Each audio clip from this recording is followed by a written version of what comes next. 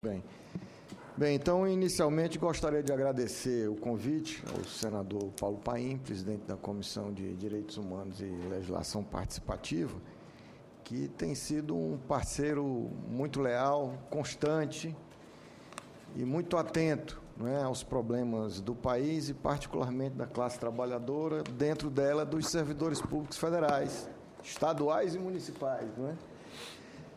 Que são peça fundamental, é uma peça fundamental o serviço público, né, os seus trabalhadores, para o projeto de desenvolvimento que nós queremos construir.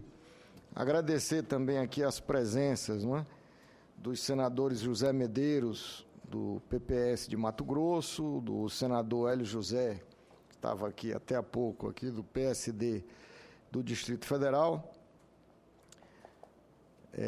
dos demais companheiros convidados que já se pronunciaram, o Devani, do Sindifisco, o nosso colega Rudinei, da Unacom, e também representando aqui o Fonacate, o Armengol, da CUT, o JP, não é, da CTB,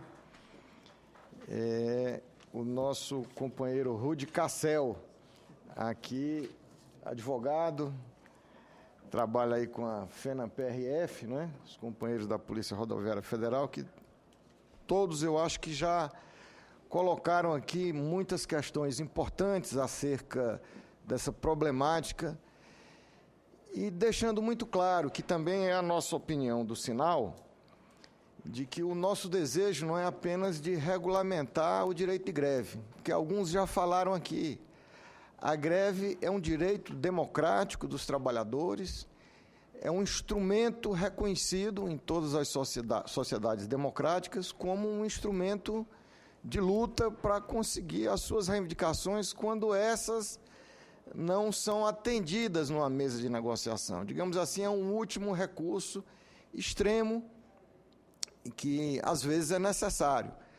Mas o que nos interessa, e essa é a principal luta do movimento sindical dos servidores públicos, né, com o apoio das centrais sindicais, é que a gente possa regulamentar a Convenção 151 da OIT, que já foi recepcionada pelo Estado brasileiro, né, em 2010, pelo Congresso Nacional, projeto da Presidência da República, na época ainda o presidente Lula, e precisa ser regulamentado. Já existem vários projetos sobre isso. E a negociação coletiva, né? Então, eu diria que assim, o direito à ampla negociação coletiva, né, anual, né, que a gente tem a nossa database anual, digamos assim, esse problema da liberação do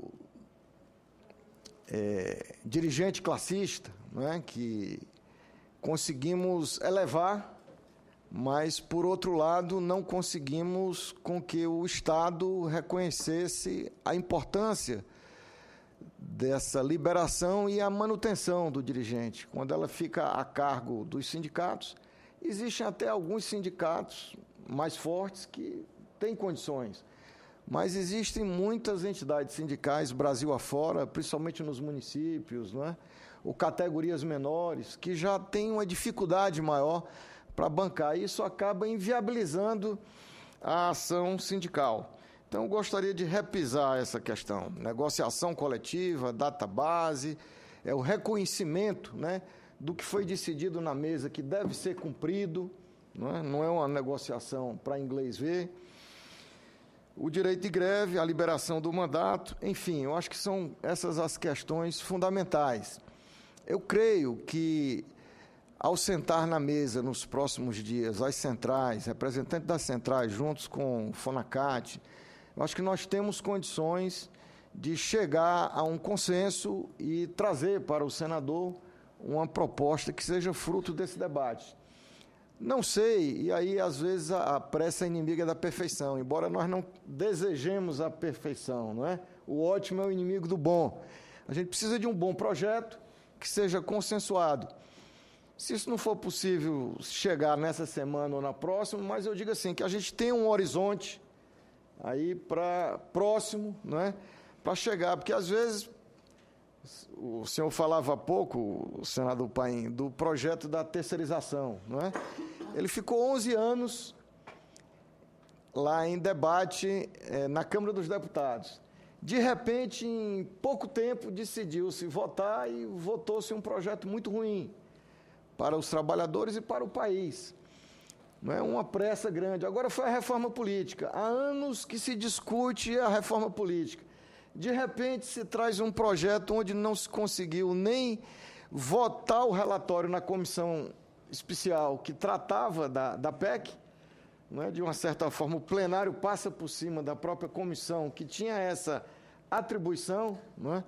O relator, o deputado lá do Piauí, Marcelo Castro, né, do PMDB, indicado que foi, inclusive, pelo presidente da Câmara, foi a vários estados e tal, e, de repente, há um certo atropelo, e nós estamos vivendo, felizmente, o que foi votado até agora não tornou ainda, digamos assim, a nossa legislação eleitoral mais conservadora, não é?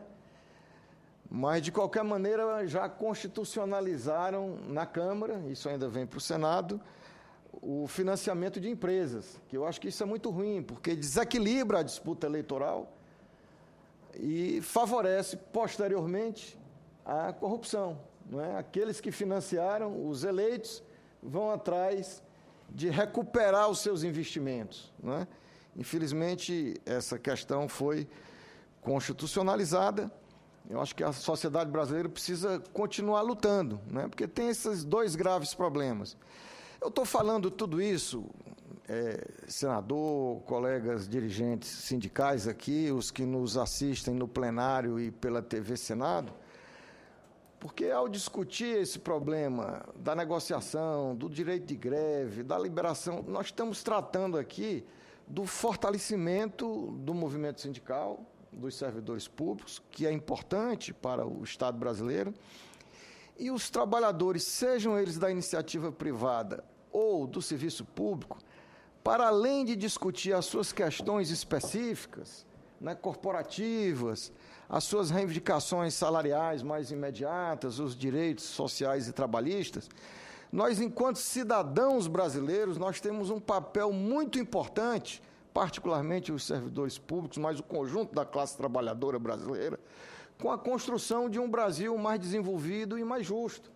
E os problemas que nós temos, inclusive com relação à organização sindical, direitos trabalhistas, isso tudo está ligado com os movimentos que acontecem no mundo e no Brasil, os diversos projetos de desenvolvimento que se viabilizam ou não em cada momento da história.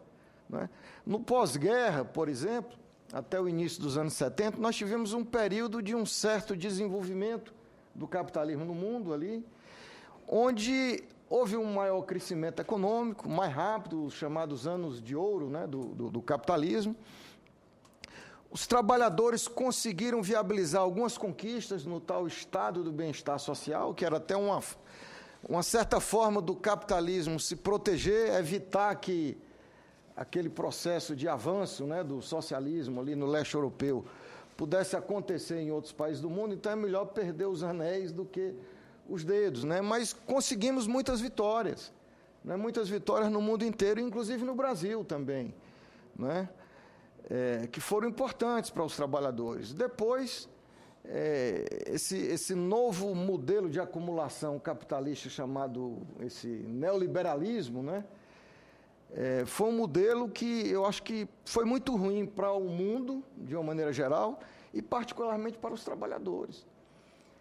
Quer dizer, um novo modelo de acumulação, senador Paim, que trouxe, na realidade, concentração de renda brutal, inclusive no centro dos países mais desenvolvidos, nos Estados Unidos, né, na Europa e nos demais países que aplicaram esse modelo.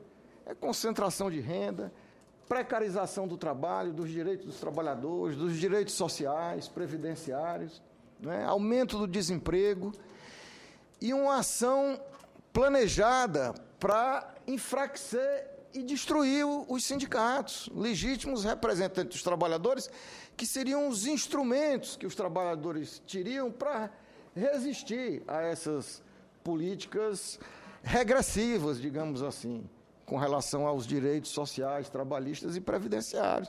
A gente pega o exemplo lá daquela famosa greve de quase um ano dos mineiros, né, no governo da Margaret Thatcher, né, na Inglaterra. Depois aqui aquela greve dos petroleiros, né, no início do governo do Fernando Henrique Cardoso no Brasil, como simbolismos, né, de um movimento que estava se desenvolvendo. Né, e isso deu no que deu. Né, sucessivas crises e essa monstruosa crise de 2007 que se intensificou a partir de 2008. Né? E não tem ainda uma saída clara. Qual é esse novo modelo? Né? Quer dizer, o que a gente assiste é uma reação, uma resistência dos trabalhadores, dos povos, tentando mudar o rumo dessa prosa, mas ainda nós não vemos uma perspectiva aí a curto prazo de saída disso. Você veja que os Estados Unidos, que conseguiram um certo crescimentozinho aí à custa de uma taxa de juros próxima de zero e aumento de liquidez da sua economia para tentar recuperar os empregos, mas eles não conseguiram ainda, em 2015, recuperar o nível de empregos de 2007 na economia americana. Na Europa nem se fala, né, da situação difícil, complicada. E os países em desenvolvimento que também sofreram e continuam sofrendo, como é o caso do nosso Brasil. Então, eu acho que nós, para além de discutir essa questão, precisamos perceber que essa nossa luta para fortalecer o movimento sindical, para conquistar mais direitos, para garantir as mesas de negociação, isso está ligado com um projeto maior de desenvolvimento nacional, que valorize o trabalho, um projeto de desenvolvimento que valorize a produção, a nossa indústria nacional, que está sendo sucateada. Isso não começou agora, não. Eu diria até que os governos do presidente Lula e da presidenta Dilma, eles têm feito um esforço para tentar redirecionar, recuperar a indústria naval, não é? Fortaleceram a Petrobras aí com um novo sistema de partilha, depois da descoberta dessa grande riqueza que é o pré-sal, não é? Que antes era a concessão, que foi estabelecida lá pelo governo Fernando Henrique, não é? Que era para áreas de risco. Aqui a gente já tem um petróleo aqui dentro, aqui já sabemos onde é que está, não tem risco nenhum. Não é? Então, esse sistema de partilha que é muito importante, né, para que a gente possa participar da exploração dessa riqueza. Não é? Mas eu diria que nós ainda temos muitas dificuldades em romper com esse modelo que, digamos assim, veio aí dos anos 70, 80 e que se consolidou na década de 1990, que privilegia uma inflação baixa, o controle das contas, e que o Estado não tem que se meter muito na economia, não é? E que isso não tem futuro, não tem futuro. Todos os países hoje desenvolvidos, os Estados Unidos, a Alemanha, a Inglaterra, a Itália, a França, o Japão, a Coreia do Sul, a China, se desenvolveram adotando políticas públicas, políticas de Estado que incentivaram a sua indústria nacional, que incentivaram o emprego, fortaleceram o seu mercado interno, que criaram condições de desenvolver ciência, tecnologia, de inovar nos seus produtos, para poder participar com mais força do mercado internacional. E nós precisamos fazer isso no nosso Brasil. Quer dizer, um grande pacto nacional que envolva a sociedade brasileira, o movimento sindical, os empresários que queiram produzir e não apenas ganhar dinheiro na especulação financeira, não é? O parlamento brasileiro, a universidade. A gente precisa reunir essas forças para construir esse Brasil mais desenvolvido. E dentro desse projeto, claro, que os trabalhadores com crescimento econômico, a gente força a distribuir renda também. Me preocupa muito essas medidas que nós temos adotado. Eu acredito que a presidenta Dilma é uma pessoa comprometida com um projeto nacional, mas me preocupa muito nesse momento difícil que nós estamos vivendo, essas medidas que têm sido tomadas aí de ajuste fiscal, juros lá nas alturas. Isso aí é como se a gente tem um carro descendo uma ladeira e a gente, em vez de tentar frear o carro e tentar subir de novo, a gente está empurrando o carro mais para baixo. porque aumentar juros, né? Câmbio desvalorizado, né? Aliás, desculpe, câmbio valorizado, né? Ajuste fiscal, né? Redução dos gastos públicos, isso é receita para recessão. Tem 2 segundos ainda. Receita para recessão. Então, esse apelo que eu faço, eu acho que nós temos condições de aprofundar e garantir esse projeto para o senador, não sei se em 1 semana ou em 2, mas com uma meta de curto prazo para resolver essas pendências. E, além disso, precisamos fazer esse debate maior, porque uma coisa não anda sem a outra. Nós não vamos ter salários bons, empregos bons, com um país em dificuldades, não é? Com recessão, não é? Com um desempenho fraco da nossa economia. Não tem jeito. É isso. Muito obrigado a todos pela oportunidade. Estamos aqui para o debate. Muito bem, Luiz Carlos Paz de Castro, diretor do Sinal, que fez a sua análise aí. E quanto ao tempo, pessoal, o tempo não sou eu que decido, é que muitas vezes o pessoal me cobra, e daí, Painho, o projeto? Digo, não, depende de mim, depende das centrais e da Fonacat chegar no entendimento. Chegando no entendimento, para mim, se vocês disserem, ó, daqui a 3 meses, é daqui a 3 meses. Se disserem para mim, é daqui a 1 ano, é daqui a 1 ano. Se depender de mim, pela pressão que eu recebo por correspondência, como eu vou ler algumas aqui, eu votaria já nessa quarta-feira. Claro que eu sei que não dá. Então, já está pré-agendado para quarta-feira que vem. Mas, se não der também, a gente... Vamos ver se, pelo menos antes do recesso de julho, que não é muito tempo, a gente vota. Temos o mês de junho, o recesso começa no dia 15 de julho, né? Se nós, pelo menos, votamos nessa comissão, nesse período, seria de bom tamanho. Só algumas considerações, que às vezes mandam tantas, o pessoal faz um resumo e manda aqui, as que são mais amplas, né? Primeiro, o Romilson Guimarães, da Bahia, cumprimenta pela iniciativa de nós todos aqui por realizar esse tipo de debate, e que a comissão cumpre o seu papel.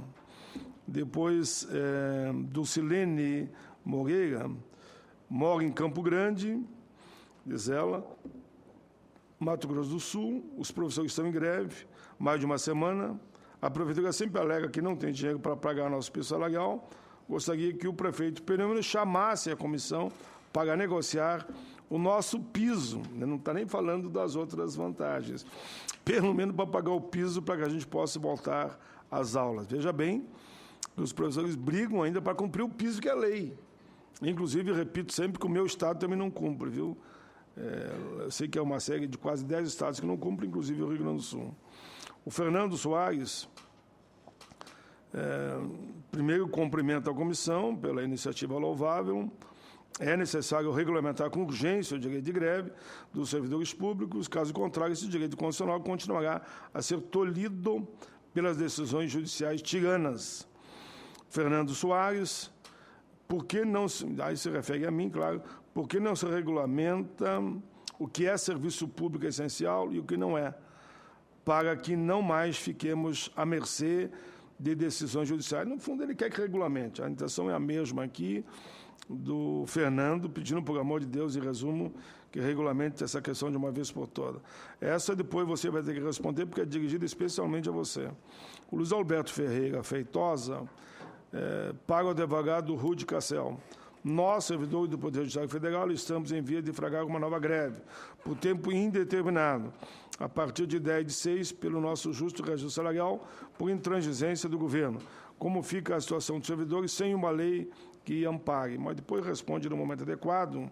Eu quis fazer essas colocações antes de passar a palavra para o nosso amigo secretário Eduardo Mendonça, secretário de Relações do Trabalho do Ministério do Planejamento, Orçamento e Gestão. Fiz questão que todos falassem, ele falasse no encerramento, que ele aqui fala pelo governo. Aí tem o tempo necessário, não vou ser tão rígido, porque falaram 8 pessoas, e você vai ter que responder a todos ainda as perguntas do plenário. Então, eu vou dar para você 20 minutos com mais 10, se necessário. Alô? Primeiro, queria cumprimentar o senador Paulo Paim pelo convite, para participar mais uma vez nessa Comissão de Direitos Humanos e Legislação Participativa. O senador sabe que eu acompanho a carreira dele desde quando ele era líder sindical dos metalúrgicos. Nos anos 80, né, senador? A aula que eu recebi, eu tinha que fazer um debate na Fierg do Rio Grande do Sul. E eu sindicalista, meio molecão lá e tal, mas já estava no meu sindical. Daí foi lá no Camp, e esse foi um dos meninos da época que me deu aula de economia para mim lá. Menino na época. Tu gostou do menino, né? Mas era um jovem estudante ainda. O Diese, então, mandou, e o reuni no Camp, e me deram uma aula lá de economia, e lá fui eu para a Fiergs.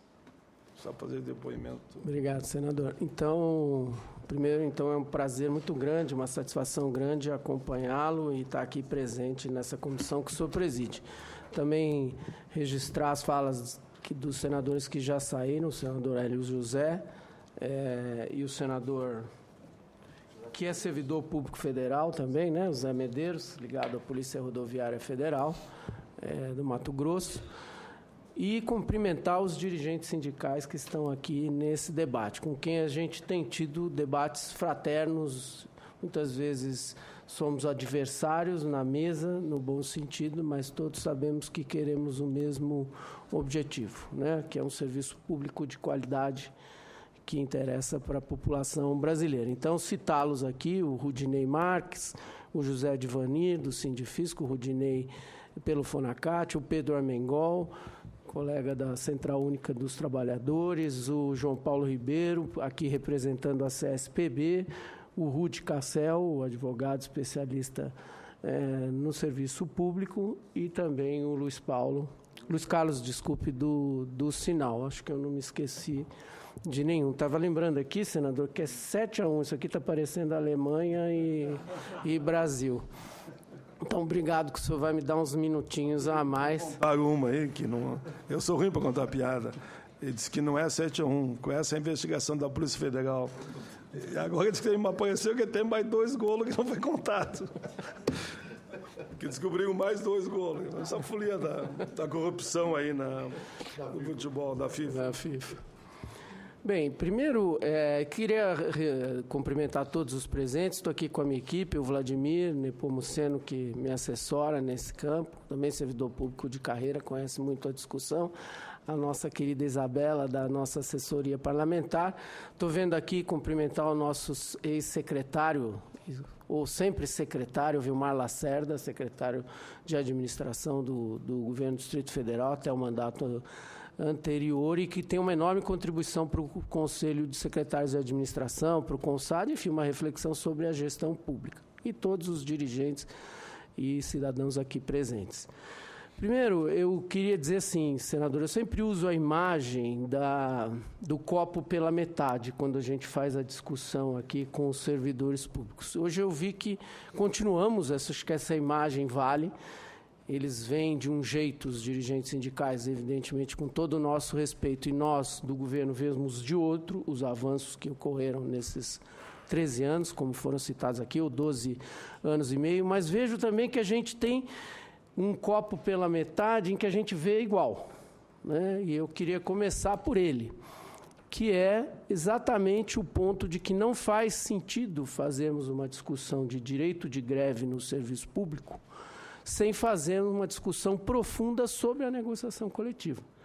Não tem nenhum sentido discutirmos greve se nós não discutirmos o tripé, o chamado tripé da negociação e da organização sindical, que foi inscrito pelos constituintes. O senhor era um constituinte em 1988, que, infelizmente, acho que evidentemente isso tem explicação na correlação possível à época, de forças políticas, mas nós inscrevemos 2 pés do tripé.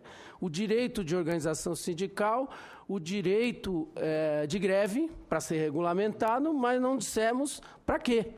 Então, pode se organizar, pode fazer greve, mas para fazer exatamente o quê?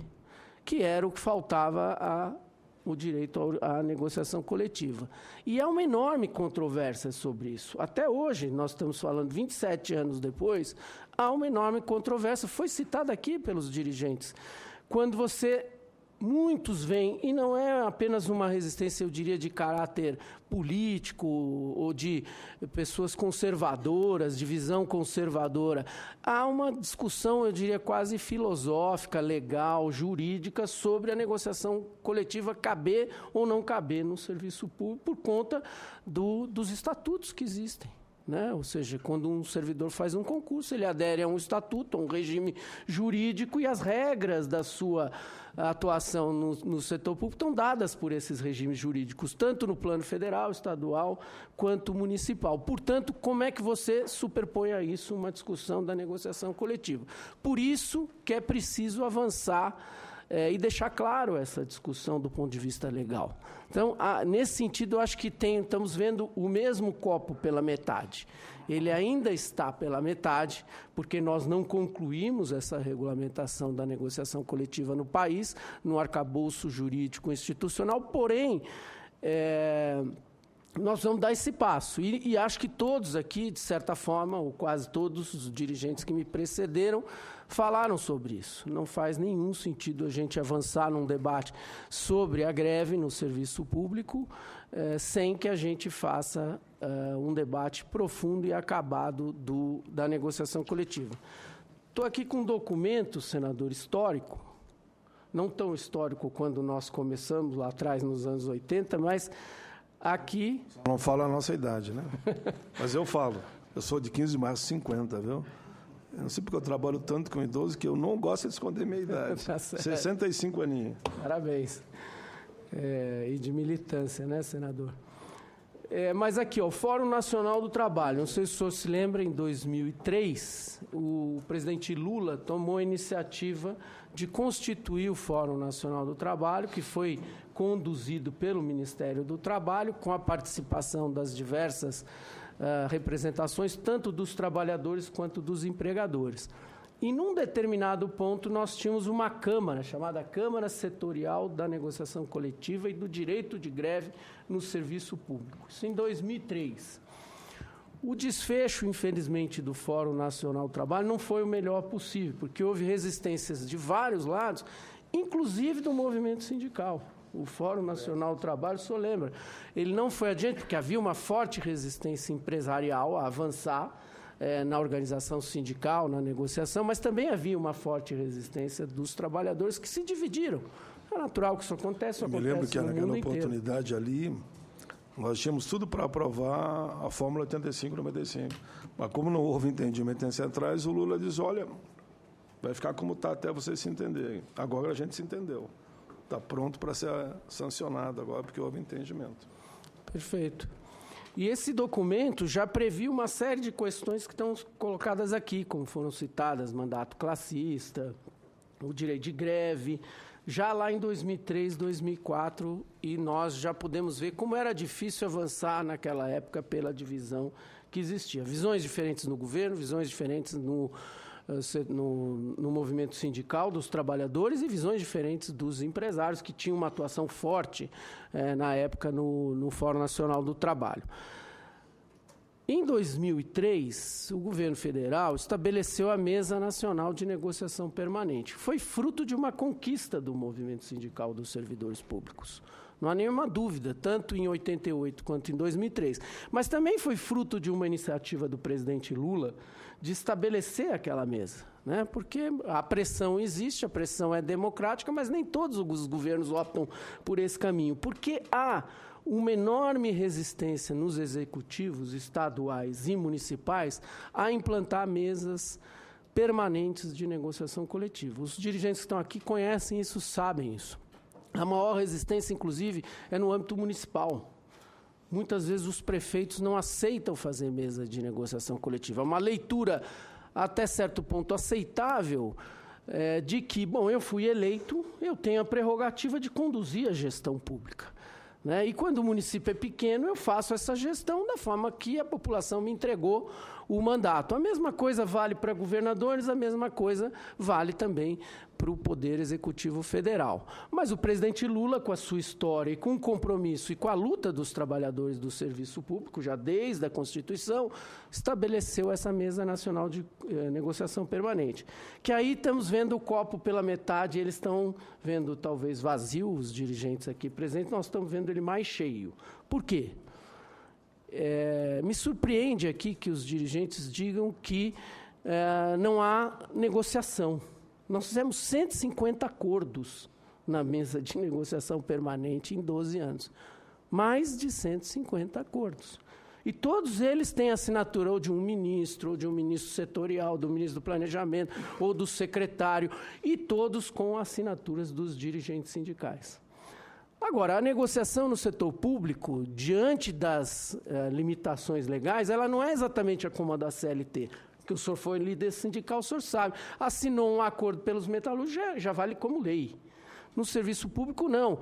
Não há modelo, salvo, se a gente estiver falando das estatais, mas que também aí são reguladas pela forma da CLT, porque os trabalhadores das estatais têm a natureza jurídica da CLT, mas na administração direta, nós temos os princípios de não invasão da reserva legal. Por quê? Porque nós estamos falando de orçamento. Quando a gente fala de salário de servidor, nós estamos falando de orçamento. E quem vota orçamento, quem tem a prerrogativa legal de votar orçamento é o Congresso Nacional, ou a Assembleia Legislativa, ou as câmaras de vereadores, em qualquer estado ou em qualquer município. Portanto, tem limite sim. Então, aquela polêmica que o Rudi trouxe é uma polêmica mundial sobre se o chefe do poder, seja ele do poder executivo, federal, estadual, municipal, depende da organização do Estado ou de um outro poder judiciário ou legislativo, tem esse papel de dar a palavra final a despeito de o processo já ter sido discutido numa mesa de negociação coletiva. A gente costuma brincar que se o presidente da República nomeia um interlocutor para negociar em nome do Poder Executivo, que é, normalmente, o ministro do Planejamento. E o ministro do Planejamento delega para um secretário. No caso, era, à época, o secretário de Recursos Humanos, agora, o secretário de Relações do Trabalho. Se esse funcionário público, se esse agente público negociar algo que o presidente não autoriza, só tem duas saídas. O presidente tem o poder legal, a investidura, de não concordar com aquilo, mas ele tem que demitir o secretário de Relações do Trabalho ou demitir, no limite, o ministro do Planejamento, que negociou fora das diretrizes que o chefe do poder colocou. Mas, em muitos modelos, em vários países, preserva-se a prerrogativa do chefe de poder executivo, que foi a crítica que o Rudi trouxe aqui ao artigo 15. É bastante polêmico isso. De que, ao final da negociação na mesa, o chefe do Poder Executivo não possa se manifestar. Normalmente pode, mas, evidentemente, se eles autorizar o seu interlocutor que fez a negociação, muito provavelmente troca esse interlocutor e coloca outro, porque foi uma negociação que não funcionou a contento. Outra coisa importante, que normalmente nós estamos fazendo esse debate aqui, e todos os dirigentes, ou quase todos, se eu não estou enganado, embora muitos representem centrais sindicais aqui, alguns, e representam, portanto, uma categoria mais ampla do serviço público, nós estamos falando de 10 a 11 milhões de servidores públicos no Brasil, dos quais só 1 milhão está no Poder Executivo Federal. E mais 30 mil no Legislativo e mais 100 mil no Judiciário. As Forças Armadas não negociam, então nós estamos falando de 1,5 milhão de pessoas, quando nós temos 11 milhões de servidores públicos no Brasil. Portanto, este debate da negociação coletiva é um debate que envolve, inevitavelmente, estados e municípios. Não é o governo se eximir da sua responsabilidade, mas este governo está com uma mesa aberta desde 2003 com 150 acordos. E eu não estou dizendo que foram bons acordos ou maus acordos. Teve momentos melhores, momentos piores. Todos nós sabemos, os dirigentes que estão aqui sabem disso. Mas houve uma disposição para negociar que depois foi encaminhada ao Congresso Nacional e que viraram diversas leis. Discordo, foi dito aqui pelo Rudinei, de que foram imposições. Ora, algumas entidades não assinaram acordos com o que o governo propôs em 2012. Algumas foram assinadas só em 2014. Ninguém foi impelido a assinar os acordos. Agora, eram os limites orçamentários que o governo julgava adequado naquele momento. Então, respeito à divergência de que se achava que era pouco, que não era possível fechar aquele acordo. Mas obrigação não houve. O que houve um acordo. E mais, o acordo não foi aplicado de 2012, que acabou de terminar aqui em 2015, de forma linear e igual para todos. Houve uma expansão da folha de pagamento que diversas categorias aplicaram de forma diferente, o que mostra a flexibilidade do acordo. Segundo, 3 áreas tiveram mais do que 5%. Né? A área da educação, a área do meio ambiente e a área da reforma agrária através dos servidores do INCRA e do Ministério do Desenvolvimento Agrário, acima daquilo que foram os parâmetros utilizados para a grande maioria do Executivo Civil. Aí, claramente, nós vemos um copo pela metade. Né? Os servidores que aqui fizeram a sua fala, os dirigentes sindicais, veem um processo que não avança muito e nós vemos um processo que, apesar das dificuldades, chegamos aqui com 150 acordos.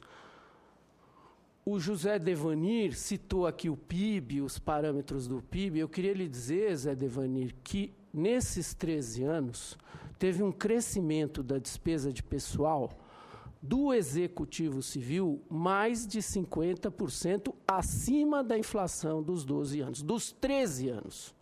Nós já estamos incluindo a inflação de 2015. Numa clara diretriz de investimento em pessoal no Executivo Federal. Os dados são inequívocos, estão no boletim de estatístico de pessoal publicado todo mês pelo Ministério do Planejamento. 50% acima da inflação. O governo federal concordou e indicou a contratação de 250 mil servidores públicos em 12 anos. 60% para a área da educação, para as universidades e para os institutos, evidentemente apoiando essa expansão que houve no sistema federal de ensino, das universidades e dos institutos federais. Nem me lembro aqui de todos os números, mas acho que quase 400 institutos hoje nós temos no Brasil federais no ensino, e as universidades, que são aproximadamente 65, 66, com diversos campos. Eu conheço bem lá em São Paulo, diversas expandiram os seus próprios campos. Então, a Unifesp, que é a Federal de São Paulo, a Universidade Federal de São Carlos, ou seja, não ficaram só em São Carlos, foram para outras áreas. Isso significou contratar 250 mil servidores públicos por concurso público, na regra legal e constitucional. Qual é o governo que seria contra o serviço público, indicando a contratação de 250 mil servidores públicos? Né? E elevando, inclusive, os salários, como eu disse, a despesa de pessoal 50% acima da inflação. Agora, tudo está concluído, nós estamos vivendo uma situação totalmente favorável? Acho que não. Acho que a crítica que o senhor traz para debate aqui, o tema do direito de greve, o tema da negociação coletiva é muito bem-vinda. E acho que se nós conseguirmos agora, nesse início de mandato, tenho dito isso na negociação com as entidades, porque início de mandato são momentos favoráveis para fazer certos movimentos. Avançarmos na constituição desse tripé e inscrevermos de vez essa discussão da negociação coletiva, e como o senhor tem insistido aqui, senador, com a necessidade de consensos entre as centrais sindicais, com o governo.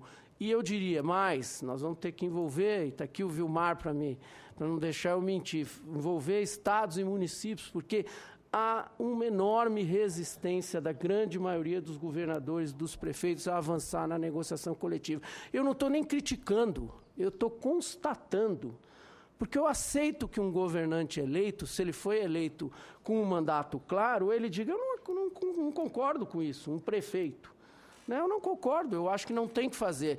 Não é porque a minha opinião é a favor da negociação coletiva que eu não vou respeitar a opinião de um governante eleito que se oponha à negociação coletiva, porque vê a negociação como uma retirada da sua instância de poder. Mas acho que temos uma outra chance agora no início, o senhor está tentando costurar aqui uma unidade dos trabalhadores.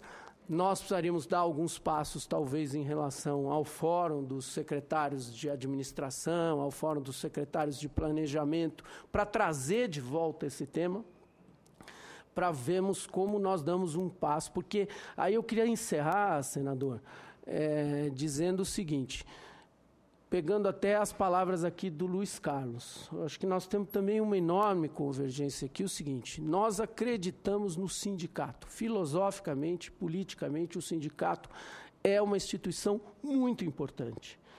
O Luiz Carlos lembrou bem aqui os dados dos últimos 20, 30 anos dessa hegemonia neoliberal. O que são esses dados? Nós estamos vendo agora, o CDE acabou de divulgar que a renda média dos mais pobres e dos mais ricos nos países desenvolvidos, que sempre foi até o final dos anos dourados, chegou a 7 vezes, e que é usada como um grande parâmetro de melhoria da distribuição de renda no mundo, piorou para 9,2 vezes agora, ao final desse período da hegemonia neoliberal. Ou seja, nós estamos concentrando renda.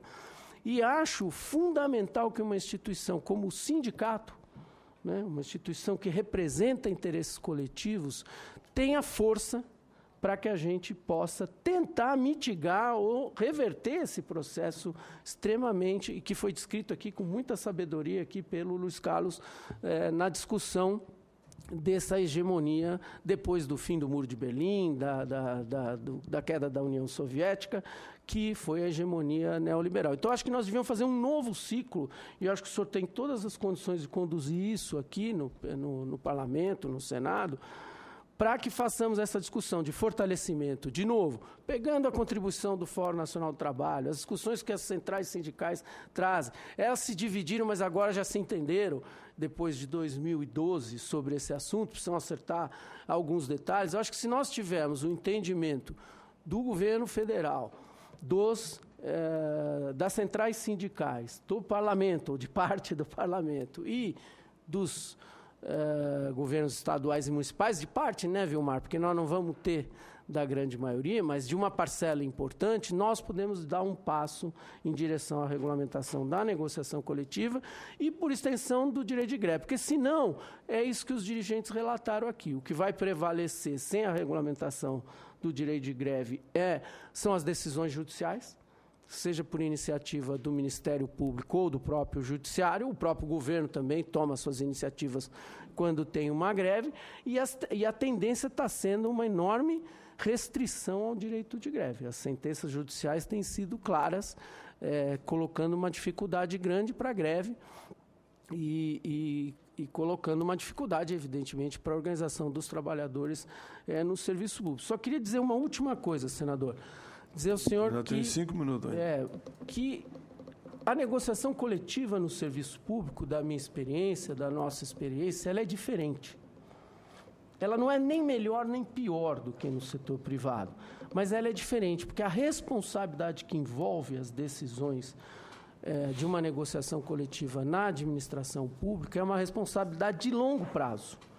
Quando o senhor toma a decisão de uma negociação salarial ou de melhoria das condições de trabalho, de benefícios, como foram citados aqui, nós estamos tomando uma decisão que vale para 40, 50, 60 anos. Não é verdade? Porque o orçamento público ele se preserva no tempo e não está em discussão o fim da estabilidade, eu não estou discutindo isso aqui. Portanto, uma decisão de uma negociação salarial numa mesa que envolvam os servidores públicos, federais, estaduais, municipais, é de uma complexidade, de uma responsabilidade orçamentária muito grande. O senhor sabe que no setor privado, se muitas vezes os trabalhadores conquistam pela força, pela organização, pela greve, aumentos salariais, aumentos reais, o empresariado muitas vezes acolhe aquilo, porque não tem condições de resistir, mas tenta mais à frente reduzir seus custos através da demissão e da rotatividade. Isso não está colocado aqui, nem nós estamos trazendo essa discussão. Portanto, transforma a negociação e a responsabilidade da negociação numa coisa diferente e que dá aos gestores públicos uma preocupação maior. Você está aí, Vilmar, eu não esqueço de dizer, você acabou de ter uma decisão, né, do Tribunal aqui do Distrito Federal, questionando se podia ou não podia dar o aumento. O tribunal acabou pacificando essa discussão através de uma mesa de negociação. Houve um questionamento jurídico